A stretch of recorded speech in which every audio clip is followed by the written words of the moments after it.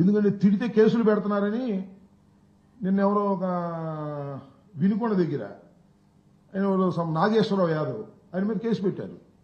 ఆయన ఏం చెప్పాడు ఇలాగే మైక్ ఎవరో బీబొట్టులు వచ్చి మైక్ పెడితే బ్రహ్మాండంగా ఉందండి ప్రభుత్వం, అద్భుతంగా ఉంది సార్. అమ్మఒడి పడిపోవడం ఏంటండి, మాకు 5 రూపాయలు ఉంటే 5 పడిపోయింది అన్నాడు. ఎప్పుడు పడింది, అందరూ పడలేదు అంటున్నారు. మాకు పడిపోయింది సార్.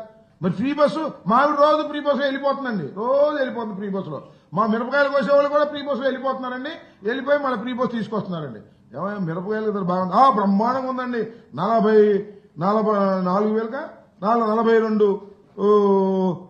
అమ్మానండి నేను కింటా అని చెప్పాడు. అంటే విమర్శిస్తుంటే కేసులు పెడుతున్నారని గ్యాస్ కొట్టడం మొదలెట్టారు.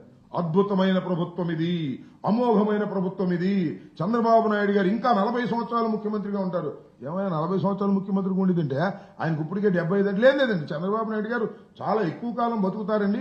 మొన్న చెప్పారు కదా మన దగ్గుబాటి వెంకటేశ్వరరావు గారు ఏదో కొత్తగా మెడిసిన్స్ వస్తున్నాయని, దానివల్ల ఆయన జీవితాంతం ముఖ్యమంత్రిగా ఉంటాడనేటువంటి ఒక ఎకిలిగా మాట్లాడేటటువంటి పరిస్థితికి ఈ ప్రభుత్వం దిగజారిపోయింది.